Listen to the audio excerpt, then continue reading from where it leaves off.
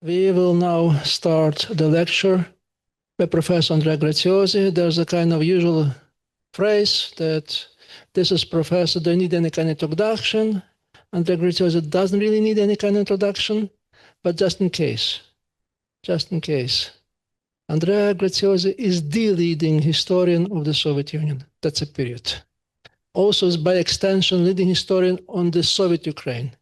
Specifically, if I know anybody who produced any better, the best interpretation of what happened in the 1930s, especially in terms of Holodomor, the best interpretation belongs to Professor Graziosi, and I believe in many of us are really kind of on the impression of that interpretation.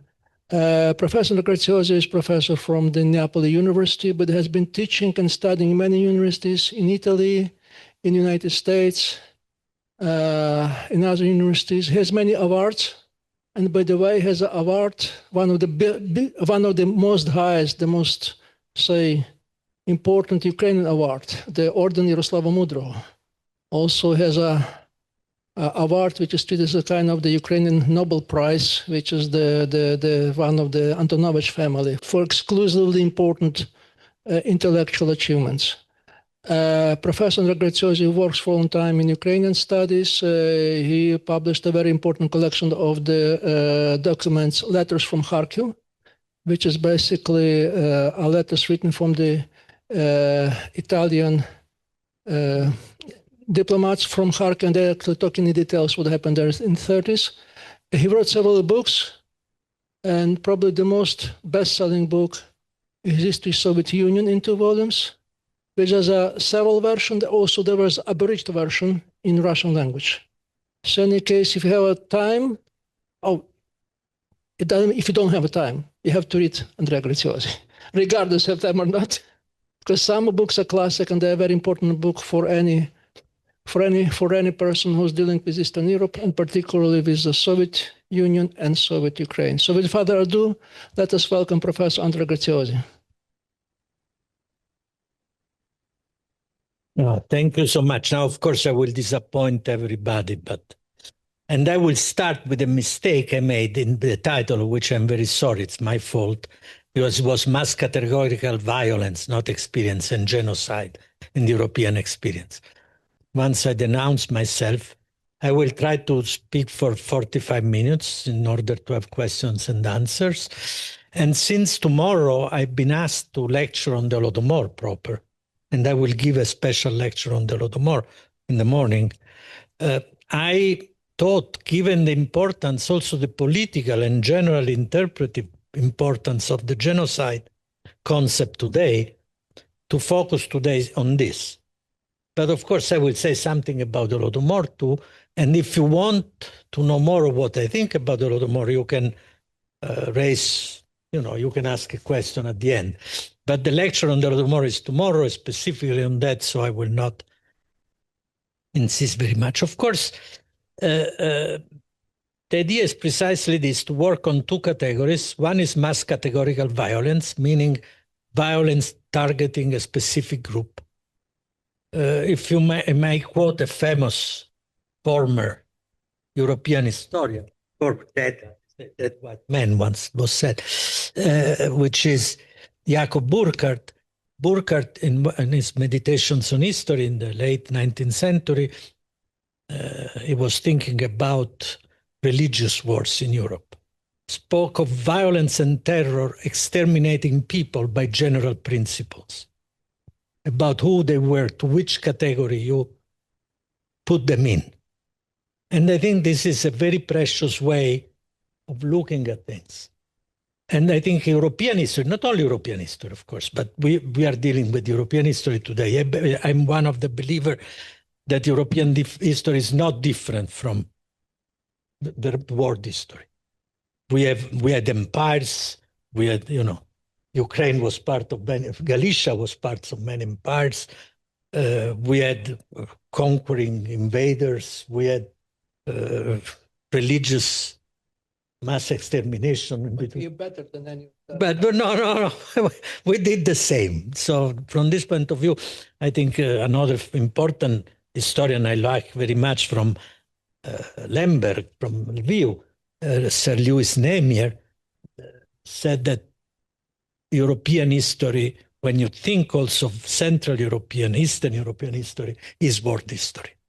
And I think he was very right. So I think you have to consider this. I started to be involved with this genocide and this categorical violence, mass categorical violence concept, studying Soviet history, as Yaroslav said.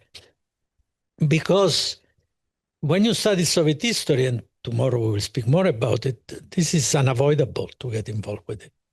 Because already, for example, during the Civil War, you can say that the Civil War is in some ways, in certain part, a quasi-genocidal war. Think of decossacization in 1919, when they, for a time, they thought of exterminating all the Cossacks because they were Cossacks. There was a formal plan. Then they gave up on it, but I think dozens of thousands of scores of thousands of people were shot just because they were Cossacks. But also the whites did things that were, based on categories and exterminated people by categories. But of course, I entered into it seriously when I discovered precisely the letters from Kharkiv, these Italian diplomatic documents that are translated also into Ukrainian. Here is the head of the publishing house that did it. Unfortunately, not in Russian. I was not able to get them translated into Russian. And because they put forward to it, straight to you, what was happening in 32, 33. I didn't know. I had interpreted Soviet history also as the first 20 years at least, also as a conflict between the state and the peasantry.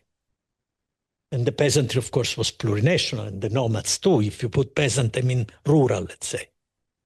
But when you were put before what happened starting, let's say, in late 1932, but essentially in late spring of 33, in which in 2-3 months, 4 million people died approximately. Because what is impressive of the Ukrainian Holodomor is this time-bound concentration of death, which is something that is not easily. And you read that they were discussing it as a substitution, not substitution in the sense of remotion and putting something else, but a radical change in what they called, following now I know, I didn't know then, Dostoevsky and the brother Karamazov, to change the ethnographic material. This is an expression from the brothers Karamazov. That you have, if you are a revolutionary, you want to change ethnographic material, meaning you want to change the character of a people. I think Putin, for example, is not very far away from, I don't want to enter contemporary, but the idea that you want to change and make, for example, somebody with something else. It is a project. And they were discussing the Holodomor in this way already in 1933. And the Italian diplomats that wrote about it, of course, had read about it, had heard, not read about it, speaking with top Soviet party officials.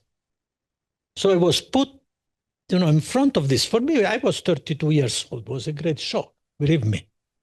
I didn't publish for a time because it was so strong. And from then I started to think about, and then I will stop talking about it. Because at that time there was a huge polemic about was there a famine in the Soviet Union or not. There were people denying even a famine. And at a certain point, the realization came that there was not one famine. There was a general suffering provoked by the Stalin, let's say, revolution from above, as he called it. But there were many specific famines with specific aims, specific roots within this general context. And the Holodomor had to be studied as one of them, actually the most important of them. The other very important one is the Kazakh one. I will not elaborate upon today. And then you start to discover that in the Soviet Union there were several categorical mass exterminations done on purpose. The Kulak, for example, divided in 2 categories, as you know. The first one to be shot, all the men, and the family deported. 80,000 maybe in a few weeks. So these were, categorical extermination in a very specific way. They were repeated by Stalin. I will not elaborate because I will speak about it tomorrow. If you read The Secret Prikazy, the decrees of the mass terror of 1937-38, it's all categorical. They list categories to exterminate. They give quotas to be shot, to be deported, how many from each region, like in a plan. So you're facing precisely what I was saying. So at that point, you have to start to consider that in Soviet history, there were many things that people then started to call genocide. I will say why then, because these were the 90s. And up to then, I will return on this at the end if I have time, because it's very important. Up to then, remember, up to the 1980s, there was only one genocide, the Shoah, the Holocaust. Even the Armenian was not considered such. I will return, and if you have questions. So the idea that there were many acts that could be, in a way, tied to these categories was surfacing in the 1990s due to the Yugoslavian wars, due to Rwanda, what happened in Rwanda. And I remember Norman Naimark, another person born here, I think the family, was a professor at Stanford, wrote a book called Stalin's Genocide. The title was very strong. I remember we organized a special issue of a journal, and yes, unquestionably, he was right. There were many Stalin's genocide. Then the problem is, what is a genocide? And so I started to study genocide, ending up, and I will tell this now so I will not forget with the idea that genocide is an extremely useful category, but it is a legal category. It's not an historical category, unless you change its nature and content. And as a legal category, it's very dangerous for historians, because history is not, a trial or you are analyzing, interpreting, and reality changes all the time. And it's so much different. And if you want to force history into a legal concept, you end up falsifying your own nature as a historian. So I think, for example, at the end of this thing, and I'm very willing to take questions if there are, though I firmly believe that there have been genocides as extreme case of mass categorical violence, like the Shoah is the top, in a category of its own in a way, but then the Armenian, the Holodomor, and a few others. There is this other big questions of the mass categorical violence that is very general. And there are hundreds of episodes involving from scores of thousands to hundreds of thousands of people who are exterminated because they belonged to a specific category. So this is, and so I wanted to give an essential overview to you of the history of this category, because it's true that it was invented here by Raphael Lemkin, who was a student in Lemberg, then an Austrian city. He worked at he got his degree from the Faculty of Law at the University of Lemberg, of law. What was it called then? Yeah, Polish. They used the Polish name. And of course, Lviv has many names, even an Italian one, Leopoli. And you knew that we know that this was invented by Lemkin, that took genos from Greek, side from Latin, and created this. But when you really enter the history, you see that this kind of concept with very similar words was already there. To my knowledge, many say that this was created by Herder. I was never able, though I did read a lot about this, and I tried, with word analysis, I was never able to find a similar concept.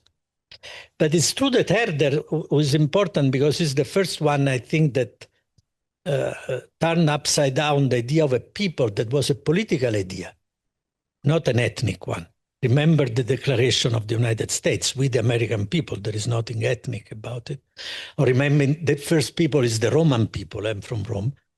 And it's the union of different tribes, speaking different languages, Etruscans, Latins, Sabines. So the people is precisely a political concept uniting different culture and different languages. It's not an ethnic concept. But in the 18th century, there were many reasons. I don't want to elaborate. Certainly the great discoveries when they discovered primitive peoples and started to call them peoples. And then Herder, of course, that thought that there were people that had a soul, a consciousness, a mind of their own. So people changed its meaning in a way and became, never completely, also an ethnographic, I go back to term. People is somebody with the same language, the same religion. There are many.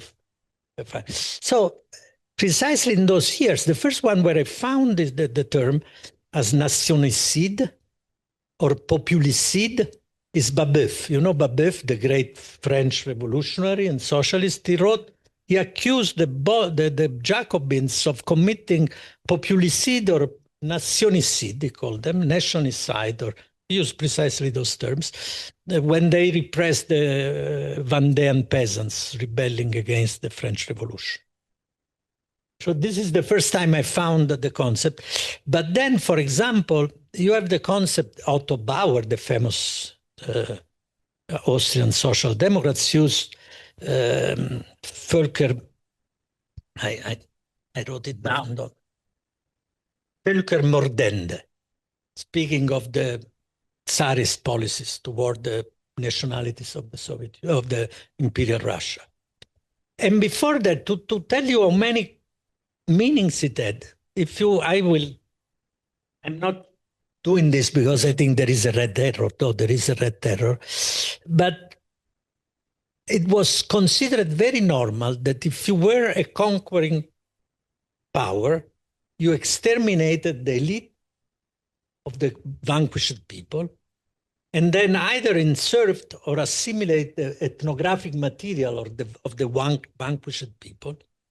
And this was normal way, but it was so normal that in 1849, I will quote now precisely, even, and this is by an Ukrainian scholar, found this, Rozdolsky, that wrote a fantastic book on Marx and Engels in the 1848-49 revolution. You know, Marx and Engels, who in 1848 had written about history being made by classes, not by anything. History is the history of the class struggle. In 49, they were saying that history is the history of people's struggle. And this is what Engels wrote, but Marx had read it and proved it. And the book by Rozdolsky is very beautiful. It's called Engels and the Non-Historic Peoples, the National Question in the Revolution of 1848. The original was in German, but was not published. They refused to publish it. So this is what, in 1849, Engels wrote that we have to wish for the extermination of counter-revolutionary nations, not classes, nations, that is peoples. They use not nations though, because they prefer nations. Not classes, through, and I'm quoting, the terroristic elimination of their elite, the elimination of their geographic names and languages, and the absorption of their demographic masses. You see, this is Dostoevsky then will call it ethnographic material, but it's the same concept. The absorption of their demographic masses into the revolutionary nations, which are Germany, Poland, and Hungary.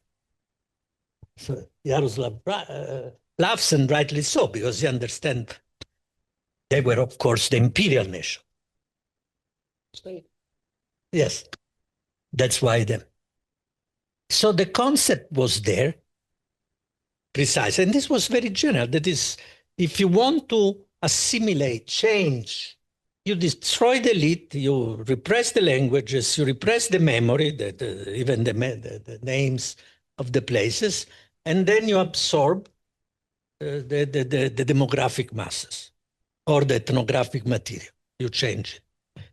And this was done, and this I will not elaborate again because I cannot I don't have much time, but this is the history of the European continent from, let's say, the French Revolution through, I would say, 1948, and then with the coda starting in 1991 and going on now in Ukraine.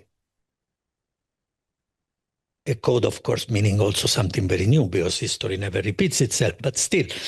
And this is very tied to state building. Because if you think of European history in the past 200 years, and then to world history, because European history in a way anticipates world history, this to say, do you think how many new states were built in Europe? And how many attempts there were to build a state? Only in Ukraine, how many different attempts to build different kind of state. Think only of the Civil War. Skoropadsky, then the Bolsheviks, and before the nicer ones that I prefer, of course, the Republic of the People Republic, and then Petliura, and then the National Bolsheviks, and then the Stalinists. How many Ukrainian different states? Only in 20 years. But this is true also for Italy. Italy has at least 3 different states in its history, and Germany too has many different idea of states. Think of the German Democratic Republic, but this is an extreme. But when you start to think of history in the past 100 years, that is as one of its motor, because there are many other, of course, modernization, the women, many others. State building, and state building is done by elite who have transformative projects. And very often these transformative projects are centered upon categories. The obvious case is the Marxists, the Bolsheviks class in their mind, until Stalin doesn't substitute peoples with class. Because if you read Stalin 1949, when he writes Marxism on linguistics, he says that peoples and nations are longer lasting and more important and stronger than classes. So at the end, he joins this idea too.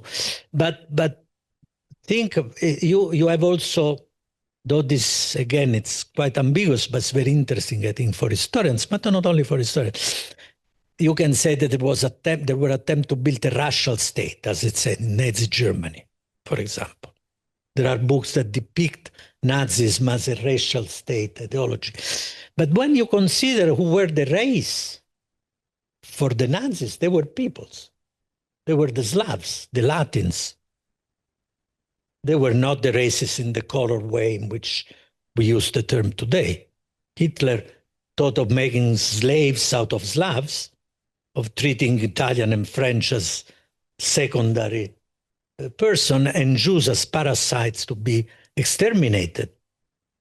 So his race, and this was done in the name of a folk, of a superior folk.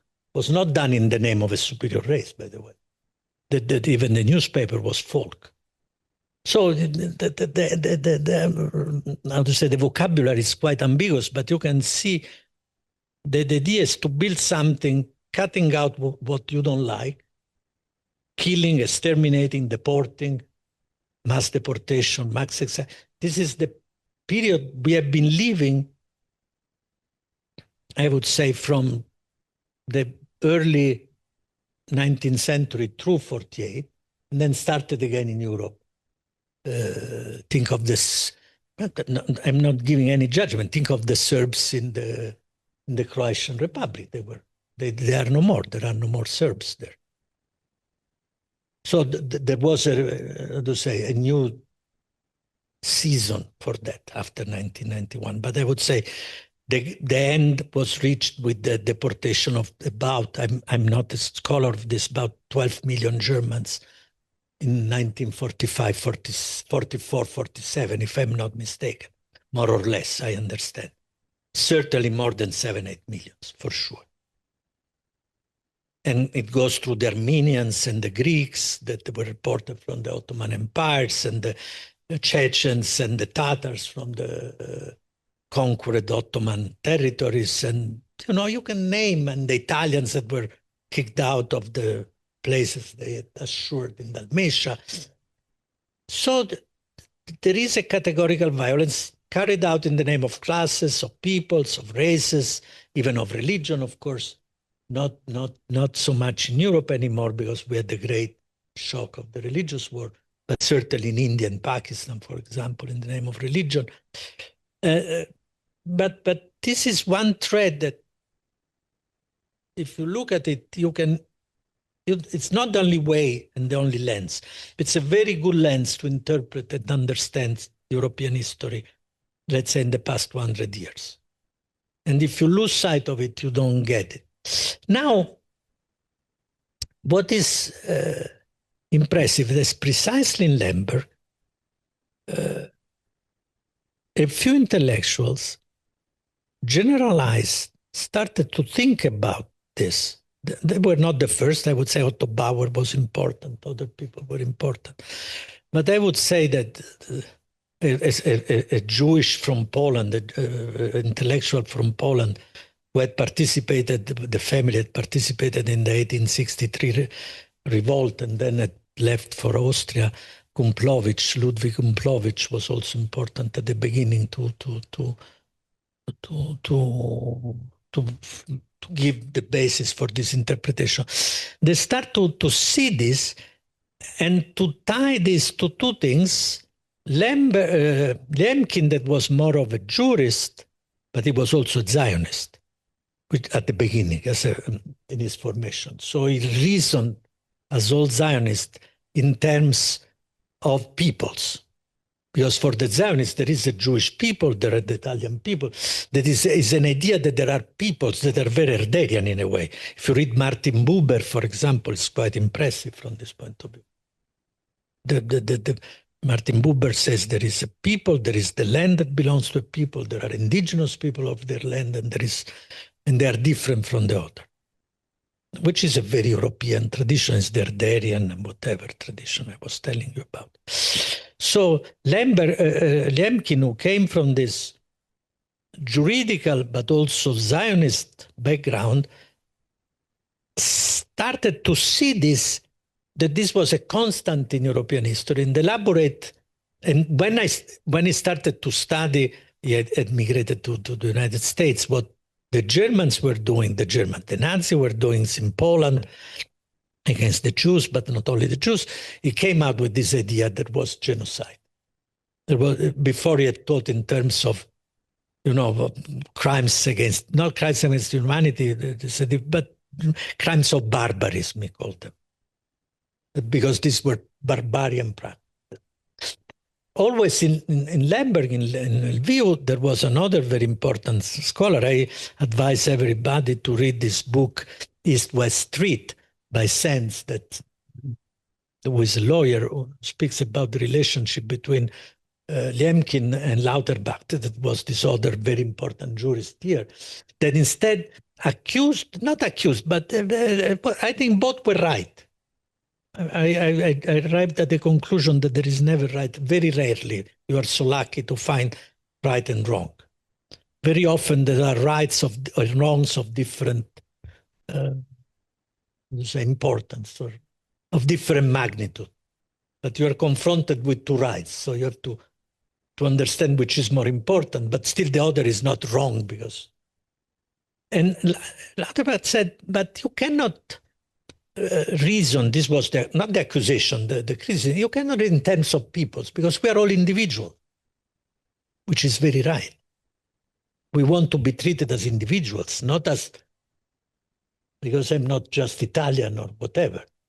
I have many things I want to be treated as. I cannot be exterminated because I'm just a kulak. I'm not just a kulak. I'm not just an Armenian. I'm not just a Jew.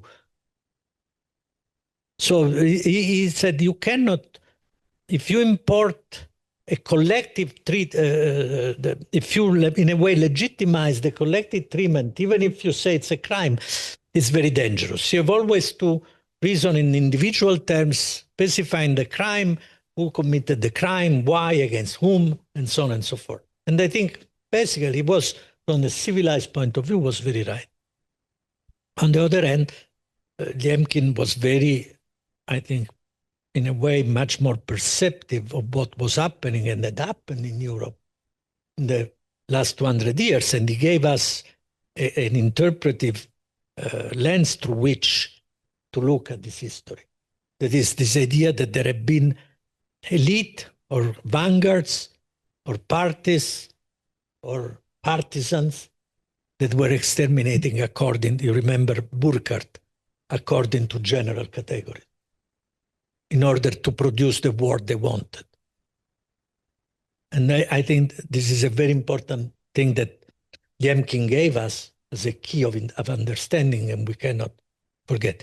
I have to mention that always in Lambert, which is, you have to be very proud of this intellectual history. There were two other great scholars. One was Louis Nehmier, and the other was Ludwig von Mises, who both understood that one thing are the, let's say, the more or less homogeneous territories, and another thing are what they call the plural mixed territories, in which there are many religions, many languages. Very often the social pyramid coincide with the language or the religion pyramid, in the sense of, for example, the Jews occupy only some niche, or the peasants are only from one category, and also the religion, you know, Galicia, Ukrainian Galicia, the nobility was Polish, the bureaucrats were Russian generally, or Hungarian and then Russian. The peasants were Ukrainian, very often Uniat here, not Catholic like the Polish, and they spoke other languages. In these plural territories in which there were many, let's say, pyramids, violence, not only violence, also richness in culture, because there was more interchange, but also violence was amplified. How it was, how to say, one pyramid amplified the violence from another. You were fighting against your boss, because landlord, because he was your landlord, but you discovered he was also a Catholic and a Polish and a Pole. And you discovered you were a Ukrainian, you spoke Ukrainian, and you were a Union, which is a Catholic, but a very special kind, as you know. But this happened, no, this was a very, I'm speaking of this region because I'm here, but this happened in the littoral, in Italy, or in Dalmatia. It happened in Silesia, it happened in the Caucasus, it happened in the Ottoman Empire, it happened in Macedonia, was possibly the most, it happened in Bosnia after 1991.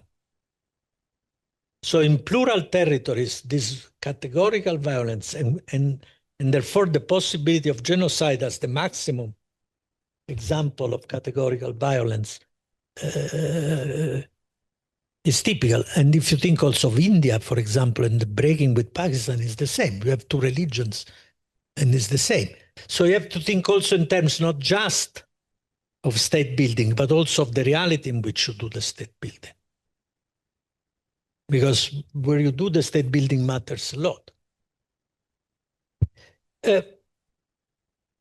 In this perspective, I would say, because you know that genocide and all the violence, the Nazism and totalitarianism, to use another term that we have to use but I'm not convinced of, was tied by Hannah Arendt famously to the colonial experience.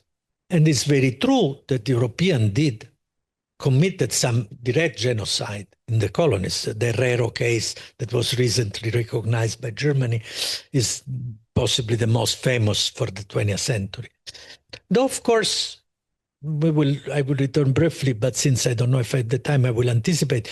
You know, genocide requires that you do it specifically with intent in a short period of time, the classical definition. It's tied to the activity of a political elite, or a religious elite, or an ethnic elite, or an ideological elite. But if you start to use the term to say that genocide was committed over 400 years by different groups with different ideologies in different ways, it changes the nature of what Lemkin wrote in a way. I'm not saying it's wrong, I'm saying you are looking at something that's very different. But going back, Liemkin proposed this category, and I can only advise you to read. There is a beautiful book by Anton Weiswendt on this. The discussion, when he advanced this, started to advance this at the Nuremberg trial, but then it was, especially after that, the idea to institute this crime of genocide as a legal category at this point, not as historical. And it was successful, which is insane if you think. Insane, very strange, because in Potsdam, they had, the victors had ordered, for example, the expulsion of the Germans I was mentioning and other things. That was declared the crime 2 years later. So the idea that the same people that commit something and then declare it a crime against humanity is quite amazing in a way. He was able to obtain what is today the definition of genocide. I will elaborate in a second on it. What is fantastic is when Anton Weiswendt has demonstrated, maybe somebody has read the book, so I will be very brief, that of course all the powers, the four great powers, took the many version, the draft, and sent them.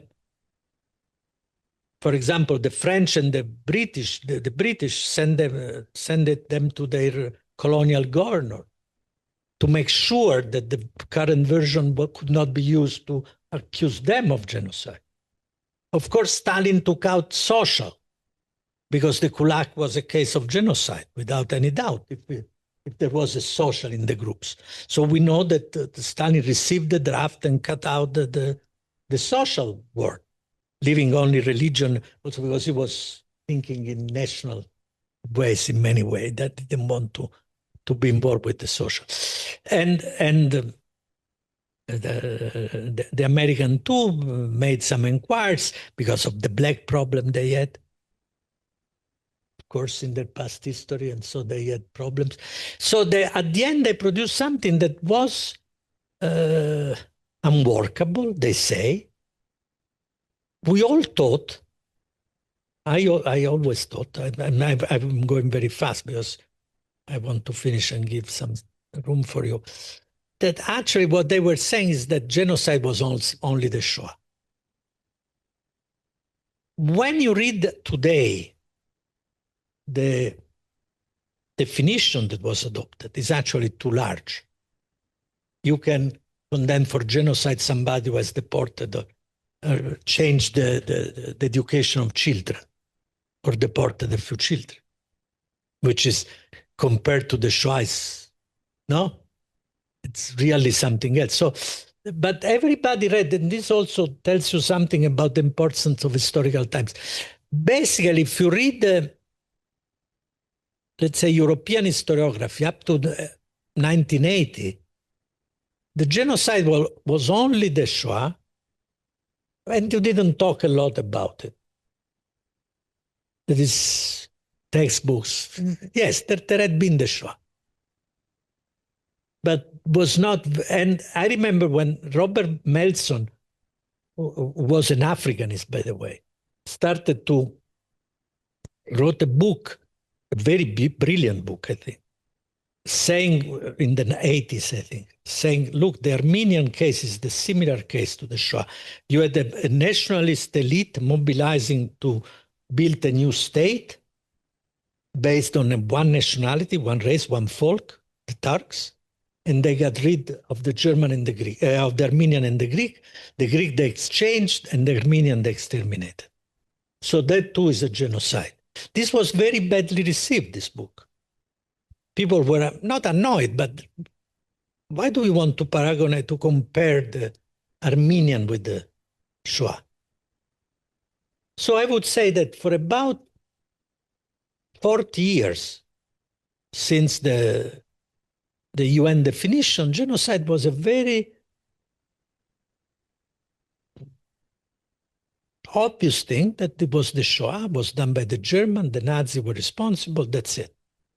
No comparison was possible. And then the Great Revolution, and I will finish with this because it's already, I have no more than 8 minutes, and then I want to have a question. Then the second break came after 91, the Yugoslavian wars, Srebrenica, Bosnia, what was happening there. Then the Rwanda came, the Rwanda case. And the word started to be applied more and more to almost everything. If you take today the Cambridge History of Genocide, basically everything is genocide. And we had Norman Naimark as a guest in Naples. We were good friends. He's unfortunately not feeling well. But I asked him, and he said, yes, at the end we decided that you can use the word in general throughout history. It's an interpretive category that goes with everything, which I do not agree with him, I have to say. I agreed with him in the past, but not on this. And so genocide became a general category, and this happened while I go back, in Soviet history, were starting to discover genocide and starting to discover that possibly I wrote about it clearly at the beginning of the 2000s, that the Holodomor was indeed a genocide. Why was it genocide? Because it was precisely, first you have to understand, but this tomorrow I will explain better, but you have to understand that it was not just hunger, because hunger was used as a tool against many other groups. In Ukraine, the idea was that through hunger, you use the hunger for the submission of the peasantry, so that the peasantry the word was used. We are teaching the peasants a lesson through hunger. Kosciuszko wrote I think in March to Stalin that the hunger lesson, remember, 4 million people were dying. I don't remember, 25,000 a day, my friend Holovina says. 25,000 people a day were dying of hunger then. He wrote to Stalin, hunger has not taught the peasant the lesson yet. At the same time, though, Stalin, if you read, tomorrow we will discuss this, if you read the decrees that go under the title on the Zagotovki, the grain procurements, these are cultural and political. We have to get away with Ukrainizacja, with the Ukrainian high culture, with the Ukrainian intellectual, with the Ukrainian National Communist Party. So it's like hunger was the stronger and the most horrible of the two pinces. Do you say pins of the two lame, or I don't remember. Anyway, you can see this was hunger, but the other was killing the elite. Because the idea was precisely what had been there. That is, I'm changing Ukrainians. I am producing a new Ukrainian. I will continue to call them Ukrainians because Lenin was right. I was wrong. Stalin repeated this until he died. I was wrong in 22, 21 when I had a fight with Lenin about if to call the new state Russia or something else. Lenin was right, but I want my Ukrainian. I want a new demographic mass. And in order to do this, I have to teach the inferior people a lesson, the peasants, and I kill them by hunger, and I have to exterminate the previous elite and give them a new elite and a new ideology and even a new language. Remember the dictionary that were retired from circulation and changed with the definition change of Ukrainian words. This was done in 33, 34 on purpose. So, to finish, we were discussing this. At this point, the category became overwhelming. As we have seen recently, right? I don't want to enter into any sort of discussion, but today, there are zillions of people that speak genocide in Gaza, other people speak genocide in Ukraine, other people. Is it this not or not a genocide has become a question? Because genocide, first of all, it implies now, because of the UN definition, legal consequences, financial consequences. The rero that were recognized as genocide the 1908, I think. I don't remember the year precisely. But they received a generous compensation from the German Federal Republic recently because of something that was committed 110 years ago. So if something is, a judge said this is genocide, there are legal, financial consequences that are huge. So you are interested. And then, of course, there is also an interest because you are put in a position of moral superiority. And you can win propaganda battle if you. So at the end, as historian, you're asked, and I'm speaking now to historians, to say, is this a genocide or not? And of course, if you are asked, you have to follow the legal definition. In a way, it's, I think, self-defeating for it. Not to say that I'm convinced, I repeat, that the Holodomor was genocide. And I think one can prove this for the reason I told you. But to reduce everything at genocide or not, I think as historian interpreting history in Europe, and not only in Europe, but for me in Europe, because I'm a European historian, it's dangerous because it forces you to read things, are they or not?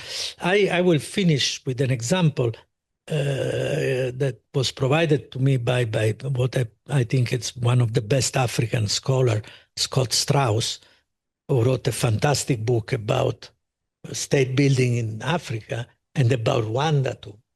And he noticed that, for example, you know that Rwanda, Burundi, there was a minority, dominating minority. You can say it was ethnic, non-ethnic, social, non-social. There are many debates.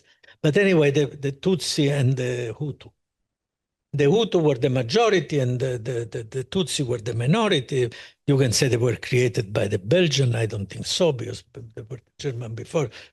Anyway, this is not important. What is important is that there was a mass categorical extermination of Hutus in Burundi in the 70s, huge. I don't remember, but hundreds of thousands of people died. Then the Hutu built their dominated Rwanda, but not Burundi, where they had suffered a defeat. Then the Hutu conquered Burundi, launched an assault on Rwanda.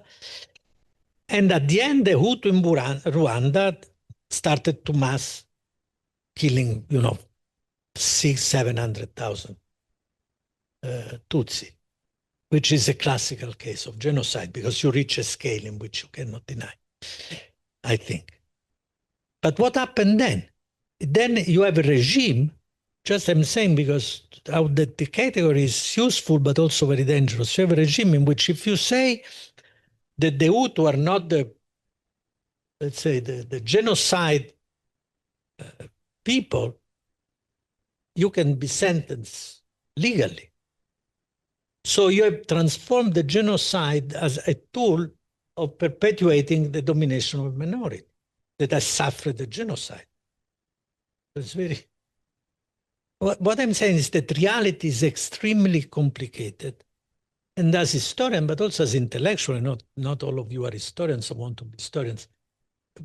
I think that it's very important that there are these categories, these legal categories, because of the consequences, because they can be used to defend people.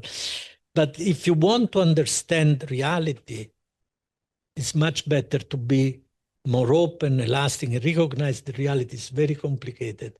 Of course, there is a moral sense. I am convinced. I'm not saying that there is not a moral sense, but you have first to understand what happened really, the consequences, the groups, the ideologies.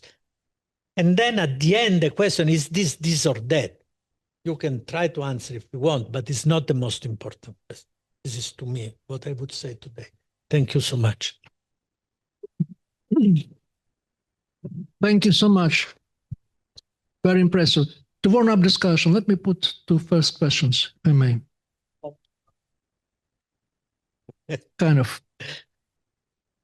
I'm privileged. So if I get your point correctly, basically what we got from the book on genocides, that genocides occur more often than we think. It's not like the blackout of the sun, but like more like a traffic, so to say. But then, are you saying that we're dealing in the modern time with specific kind of genocide, which is categorical genocide? Did I get it right? In a way, yes. And I would add, to me, but this is only my opinion now, though I recognize the commonality of the logic, that is, if I want to exterminate all the Cossacks, and I kill, let's say, 30,000, I shoot 30,000 of them in 2 months, 3 months, and then I stop. I think there is a basic affinity with the genocide, but then I stop it. That is, in order to call it a genocide, I think you have to reach also a certain dimension, because the logic is the same. Otherwise, I'm not, look, I don't want to, just to make, Srebrenica was clearly a categorical killing of 8,000 male. Ancient Roman did this all the time. Not only the Roman, Mithridates did too, you know, King of Pontus. They do. You take all the men from 15 to 50 that carries arm and you kill all of them. This is often done in history. It belongs to the same logic. You enter a logic in which you exterminated people by category to achieve political, strategic, ideological objectives. But I think this is my very personal interpretation. I don't want to say, to call it a genocide, you need also for it to reach a certain scale, because otherwise everything is the same. The Shoah is the same of Srebrenica. I don't think it's possible. The Holodomor is the same of something, the Holodomor, 4 million people in 6 months, 3.5 million, let's say, plus the other. It's not the same, it's something different. You need to, in my view, but it's only my view, because I repeat, if you read the United Nations Declaration, it's very broad. It's very, very, very broad. So at the end, it justifies the approach, the very large approach you were mentioning. But at that point, I think you miss the novelty of the 19th and 20th century talking about. And the second question refers to your studies, Holodomor. I remember this very interesting, impressive, your paper about whether Holodomor was genocide or not. And basically you reformulated this in a different way. We say it's not correct to ask about whether Holodomor was genocide or not, but to what extent Holodomor was genocide and to what extent it was not.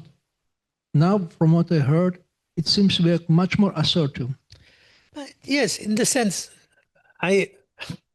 this question tomorrow we will discuss this more, so I will be brief. But up to then, I'd written a book that I still like very much about the Soviet state building as a war against the peasantry. And I convinced myself in the 1990s by looking at the archival documents that this was a predominant thought in the mind of the Bolshevik. And this is true. I still believe this is true. Peasants in general, they were enemies. When I wrote this book, by the way, Shafarevich, the famous mathematician and the rabid Russian nationalist, wrote me a letter thanking me for that, because I was recognized as Stalin. Yes, because I was recognized as Stalin had destroyed the Russian peasantry and thus the soul of the Russian nation. They were very Herderian from this point on. So I started, by looking at that, I started to see slowly, and then at the beginning of 2000, I said that was not just the state against the peasantry in general.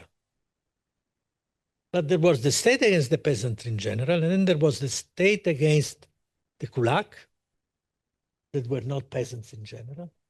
The state against the nomads, that is against you know why 1.5 million, 1.2 million Kazakhs, more or less, and about 300,000 Slavic colonists died of hunger in Kazakhstan in 1931-32 because they needed the meat. So this was really like going to a house taking all the food and let the inhabitants die of hunger. Not because you wanted to change them. Actually, maybe you were even sad for them. But you needed the meat in order to provide rations for Moscow and Leningrad, basically. This is what you find the decrease. We need the meat to provide rations to the city and the workers, and so we take out all the herds from the Kazakhs nomads. And so they die of hunger. And then there was the Holodomor, and the Holodomor had a clear, and now we have reconstructed it. I think we have a very reasonable and well-constructed genealogy of the Holodomor, in which he started to think, I made a mistake in the 20s, I made a mistake with the Ukrainization, Ukrainization. In Ukraine, I don't have only the problem with peasants, but also a problem with national communism. And with a group, I have a problem with Skripnik, I have a problem with all the others that killed themselves, the writers. And so what I want to do is to change the peasants, make them obedient to the state, and to destroy the fruit of this previous social communist, national communist building, and to substitute it with a new ideology, a new group, and new ideas. What is this? If you think about it in this terms, it is clearly the idea of producing something different, using mass killing and mass. If you think what Balitsky did to, not just to the great intellectual in Kharkiv or in Kiev, but also to the Kolkhoz presidents, they went for tens, scores of thousands of them, to the teachers, to the at the university, in the schools. They did it on purpose. And they did it on purpose with the dictionaries, as I said, with many other things, with the list. So from this point of view, you could say that the let's say, mass categorical terror of the Prikazi of 1937-38 was created with the kulak and the two categories, was the first time, but was perfected in Ukraine in 1933 by Balitsky. When they really wiped out a segment, a crucial segment of the Ukrainian intelligentsia that had been rebuilt under the Soviets. So I would say from this point of view, at that point, I convinced myself that given the mass, given the number of millions, by then we had the first accurate data, given the mass of people that had been killed, given the plan, the political, one say, I hate to use the word, but in a way intelligent, in the sense this was not a banal plan that was conceived to change Ukraine. You are before a sophisticated, elaborated, thought-over plan with many components. And so I said, this is clearly, to me, genocide. And this I stick very much. I like your previous concept better. Now I have a problem with your new concept. I have to rethink it. Thank you so much. Now, questions. First, Mike, there's a mic here. Thank you very much. It was very interesting. I would like to challenge you on one point, and it is when you basically looked like you reduced Nazi racialism to the concept of a nation. And I do feel that a nation or groups of people do serve for you as the most important category, because he also mentioned Stalin, that in the end he also came to appreciate the importance of the nation. And I think that this may be something important because it basically abolishes the uniqueness of totalitarianism, which always have some kind of supranational component. And I'm still a believer in the definition of totalitarianism and its uniqueness. So I don't agree with those who will think about Holocaust as something unique. But totalitarianism is a kind of unique thing that, of course, it may use national passions, but it provides the elite with certain consistency and mental energy and determination, which usually lacks in standard cases of state violence. And for example, regarding Hitler, of course, for the purpose of popular mobilization, the National Socialist Germany did use nationalist rhetoric. And indeed, Houston Stewart Chamberlain conflated the concept of race with the German nation. But if you'll take a Hitler circle and that their esoteric rationalism, it was genuine. If, for example, think at the flag of the National Socialism, it's the least German flag of all flags Germany had. The most German flag in this sense was tricolor, democratic tricolor. And the second was the Second Reich flag. So you have this kind of esoteric supranational element without which you cannot produce such a consistent, such a determined violence for many years. And then actually when you reduce it to the concept of a nation, then again, then indeed we are stuck with this idea, okay, for 100 years there are always like national struggles which have some elements of genocide. Another question, or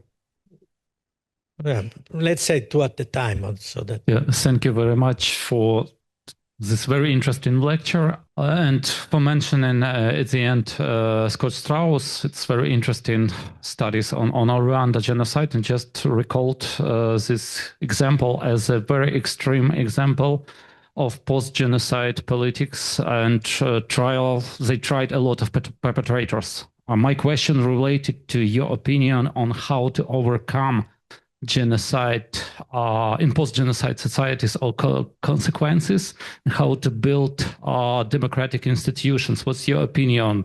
It's closer to this Rwanda politics, or another one quite contrary example, it's Cambodia after Khmer Rouge regime.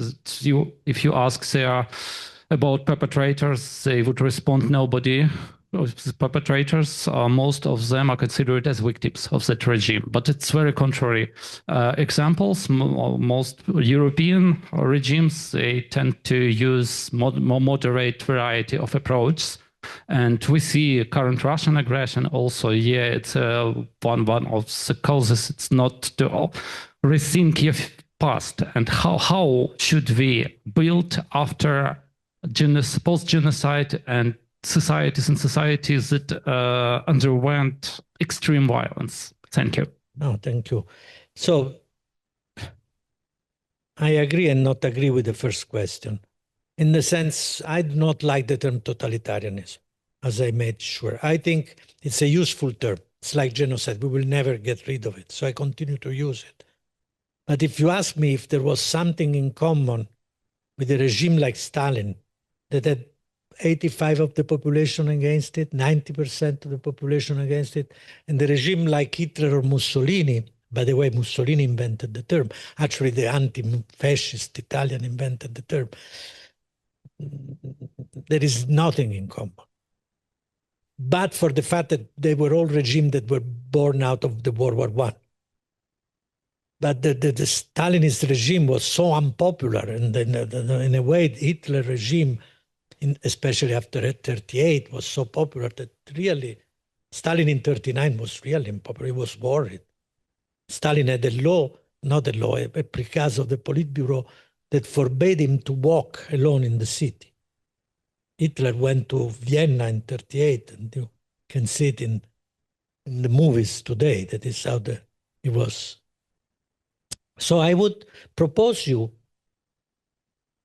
agreeing with the substance, that is that you need ideology to do extraordinary things, that what you are dealing with is not the same thing with one name, is these transformative projects, and they can have many background, Marxist background, though very variegated, of course, nationalist background, religious background.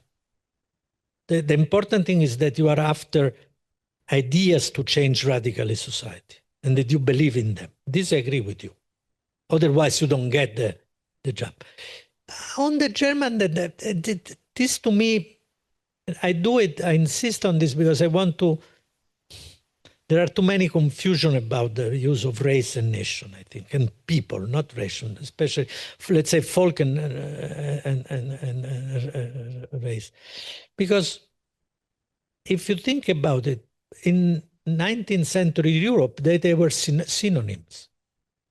Everybody used race. The book by Seton Watson was The Nation and Race of Hungary, Austria-Hungary.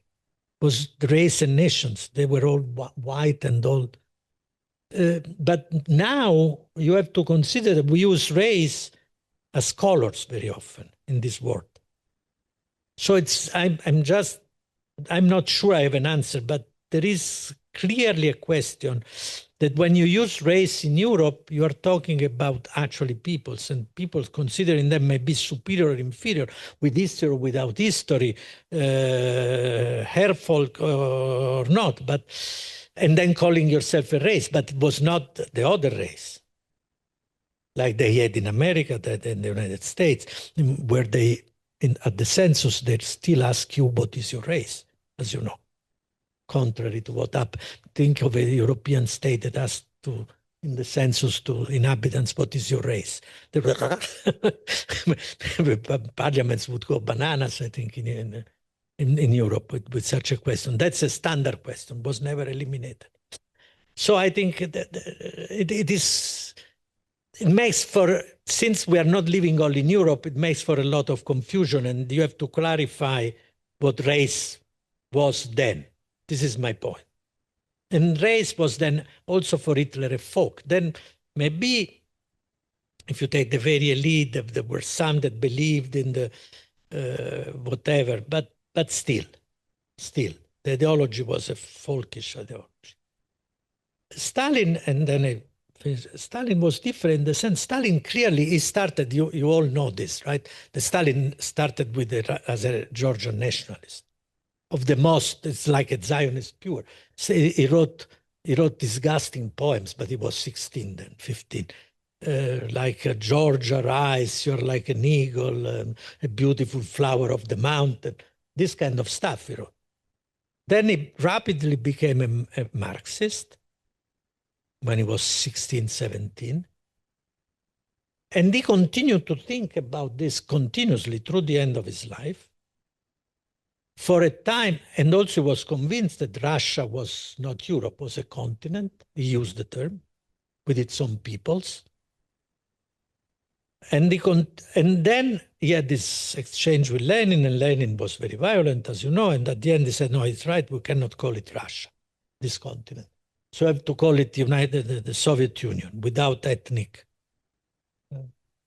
terms. But he continued. I really invite you all to read Marxism and the Linguistic Question that he wrote. It's the last serious thing he wrote, besides the problems of socialism, and in which he openly says that after all, Bauer was right. The Bauer had an argument in 1913, because when you think, he says it, after all, in Russia, we have this, of course, this is not true. But still, the way in which it taught. We have the nobles spoke Russian, the peasants spoke Russian, the workers now speak Russian, the Soviet Union speak Russian. So the Russian language, the Russian, which means the Russian nationality in general, supranational, is more important than a class. Because we have gone through a feudal Russia, the capitalist Russia, now a socialist Russia, but we always have this language and this soul. So I think this is, you have to consider that Stalin, he thought of himself as a creative Marxist. So once this is said, I agree, you need to go back. I formally agree that you need a transformative project of a certain violence and consistency, and this makes the difference and the big, let's say, jump possible. Otherwise, it's not. Otherwise, you cannot mobilize the militants also. You don't have enough. The second question, it's huge and very interesting. I fear I cannot say much because it's not what I studied. I think Rwanda is a fantastic case, you're right. And I think everybody should read about the way the Rwanda state has built an ideology of ruling through the use of genocide. I think it's extremely interesting to me, was a great discovery. Also, because it shows precisely what we were saying, that history, and I agree with you, history goes wherever she wants, let's say. You never know. The problem is that, of course, they did the worst. What I can say is that they did the worst thing. They used genocide to formalize submission of others. Since the others were the perpetrators of genocide, the Hutus are bad. That's it. Our regime is legitimized by them being genociders. So we, the minority, will be forever in power. This is basically the... once this has been said, it's very difficult. What I really would like to say also, because some of you may be interested, we have the last window of opportunity to study a post-genocidal society here in Ukraine. Because people, let's say, born in the 30s have already died, but you still have people born in the 50s and 60s that are alive, not many, to whom you could ask what it meant to live without, because we don't know. Because the only thing we asked was, what was then? But there is no, for example, I hope Jaroslav will do this, but to ask how was this ever discussed, ever taught, ever in the... We know, for example, that what was the name of the prime minister that Khrushchev kicked out of the general secretary of the Ukrainian party? Shelest. Shelest asked the Institute of Marxism-Leninism in Kiev to study the famine of the 30s. Everybody was terrified. But they knew, all of them knew. And they discussed how they superated, how they, thought about. These are the really, I would say, the real, still the opening, a window that's still open. In 10 years from now, we will not be able to know what it meant that in the 60s. Now we still can reconstruct what it meant in the 60s and 70s. Kulczycki told me the story, but I think he wrote about the story. Never heard. No, he told me, you should, if he's still, he wrote, I can send you this. And he said, the Shelest called them and they said, now you produce something on the family. So everybody knew of. And what you do, it's very difficult to say this. My preference, I can only express my preference, is that the best is to discuss openly, to prosecute only the very top people and then to try to go on, which is what was done, by the way, all over Europe. I was always amazed by the fact that the first German tourists in Rimini, in Italy, were the ones that were prisoners of wars in the Rimini camps in 1945. And they came to Rimini in 1951 as mass tourists. And I thought, and they were the ones that had also repressed the partisan bands in Italy and So I think that human beings, not the very mean ones that exist, and I'm in favor of killing them, I said it, I don't. Human beings tend to forget things and to live differently, and you should give them an opportunity. German soldiers that were doing maybe bad things in Italy and then ended up in concentration camp were quite nicely accepted as tourists, and Ukrainian Postamska Armia soldiers went to Canada and built cultural institutions, and I'm sure not all of them have done only fantastic things. So I think for many people, I think a new life is possible and should be supported. This is only my very personal. Very brief question, because all some people are tired. Regarding synonyms, because some historians, for instance, like Tim Snyder, his several books, he used like synonym of term genocide, mass killings. How would you consider to find some synonym or synonyms? Thank you. Since this is the public lecture, and I'm not a professional historian, so I just ask a general question where your mass category thinking leads when looking at Babin Yar, where the victims were maintained by the Soviet government as being Soviets, not Jews. Very short question. In what term we can interpret it deportation of nations in Stalin USSR, first of all, Crimean Tatars and so on, when we speak about the period of Second World War?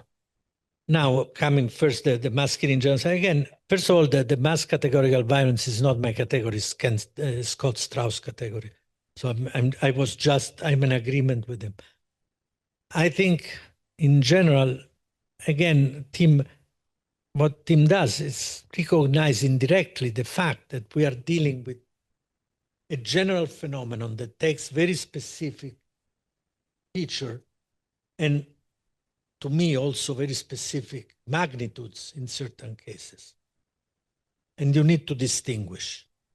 But it's true that there is a common phenomenon. This common phenomenon is the brutal killing or through deportation, through whatever, through shooting like in Russia, or through hunger, or through gas chambers, or through Babin Yar methods like in Babin Yar, that is killing indiscriminately altogether. There is in the history this specific killing by, let's say, in abstract term, by category. Mass killing by. Remember the history of the Shibboleth War in the Bible also, like that. No, say Shibboleth. I don't know how to say Shibboleth. I kill you. It's a categorical. No, I'm killing all the people who do not say Shibboleth. I treat them as a category that deserves to be killing. What Tim is saying is precisely this, that we have a general phenomenon, which I would say, though Burkhardt and in a way others, Bauer, Nehmer, I mention names, but never formalized openly. And Lemkin was the first one who formalized it. And formalized it since he created it by looking at the most horrible thing, that is the Shoah. He formalized this in its most highest way, let's say, as genocide. But we have both things. And I think we have to navigate the fact that we have a general tendency that belongs to many, and then we have a particular tendency that requires also, he was saying rightly, that is a transformative project, that is an ideology, a mobilitating ideology. And at that point, you reach the acme, and then I think you can, in my view, I would say, goes from mass killings to genocide, to use this mind. This is my personal view now. The deportation, and then the last one about the deportation of nations. Of course, it's very difficult to answer this question because, let's say, Italians are about 60 million, right? Let's say that somebody comes tomorrow and order the mass deportation of 60 million Italian to another place in 6 months, and about 25% of Italians, 15 million people, die in 3 months. This is what happened more or less to the deported people of the Caucasus and Crimea. I'm sure that all Italians would call it a genocide, without any possible doubt.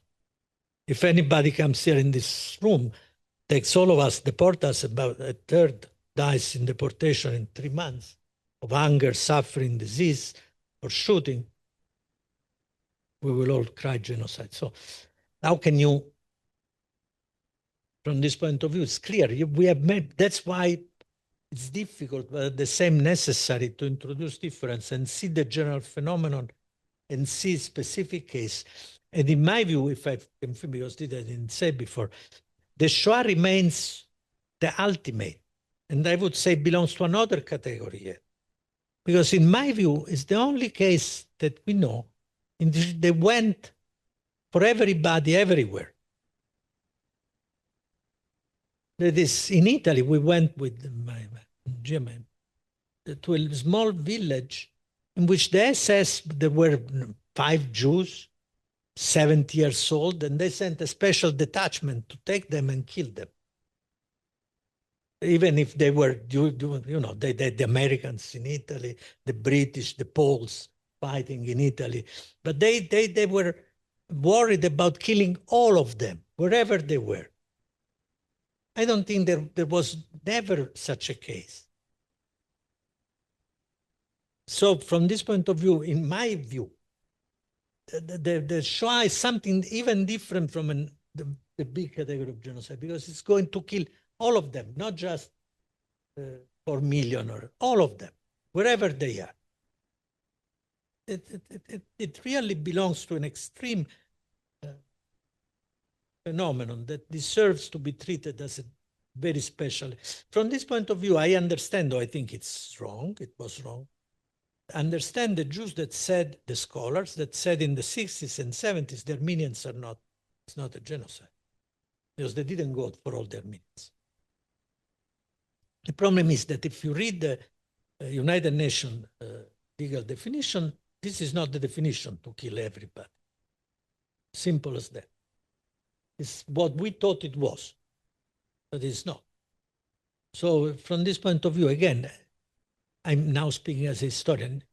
What I would like to remain with you, if it remains, is this idea that there was a logic. This logic was, from this point of view, Norman Naimark and Bing Kiernan, that famous student of the Khmer Rouge, that is the editor, the general editor of the Cambridge History of Genocide, are right. This phenomenon started very early. But you can, by studying, make difference, studying the case, see the factors that make it jump to, to higher categories. As to of course, Stalin, this is, I'm addressing the Babin Yar. Of course, we all know now that the Shoah was not done only with gas chambers. The gas chambers came later. At the beginning, it was done by mass execution, which was, if you want, the difference with the Stalinist way was that Stalin was using, trained killers, single killers that shot thousands of people every day. During the Great Terror, approximately, I don't remember, but let's say 800,000 in 14 months. It makes for many thousands of people shot every day. This was done by professional killers. Instead, the Germans used normal, at the beginning, regular soldiers almost, as we know now. So given what was a special, Stalin could not, by then Stalin had reverted. Do not take me, I think you have to take Stalin seriously as a thinker, because he took himself seriously as a thinker. And he thought continuously about this. When you read what he published over the years, he was always thinking about this. So Stalin, by 1930, I would say by 1930, had discovered the use of nationalism again during the crisis. By 1933, had been done with, he did with the Holodomor a big national operation, if you want. It was a big national operation against Ukraine. Then he did, for example, something they always, maybe now Germans are studying it, but the German Volga Republic is a big national republic event. I read a French doctoral study that is a joke, right? Done in the 70s, I think. But this is a German republic that was destroyed, the last person, more or less, in 1940-41. and already had the highest number of victims during the famine of 93, besides Ukraine. So clearly was thinking also in national terms by 1933 again. Clearly. And you have the national operation during the terror, the Polish decree. Everybody with a Polish surname was arrested in the Soviet Union. You know, this is a fantastic story because the people arrested never understood why they were arrested. They were kept in the same room and there were discussions. How could you understand that you were arrested because you had a Polish surname if you were put in a room in which there were also kulak and thieves and former socialist revolutionaries or stamp collectors, it is said also? How can you imagine that there was a list of categories? I go and read the 00447 decree with the list of categories, and then the 00485 decree with the national categories and the others. So by the war, Stalin had decided, and I think in 49 this was inventing this, the nation were more important because after all, during the war, was he fighting the German proletariat or was he fighting the German national, the German nation? When he invaded the Germany, what was destroy the pride? I don't remember of the German, I don't remember. That was the slogan that he gave the army when they entered Germany. So he was thinking again yes, no, not only a bit, there was destroy the honor of the Germans. I don't remember the specific now, so I may be mistaken. So you have to control. Don't trust me, but there was the honor someplace. So he was thinking again in national life. So clearly he couldn't recognize the Jews as a special nationalities, but in a negative sense. And so he refused the genocide applied to the Jews. He refused the Shoah. We know this has been written. There are good books about this. Stalin, and this I finished, Stalin after didn't want to recognize that in Baby Yar they were killed because they were Jews. Simple as that. He knew, but he didn't want to recognize. Because the Jews by then had become enemies. We will never know if we would have deported all of them in 52, 53, let's say. I think we will never know. So I think it was highly probable. Thank you.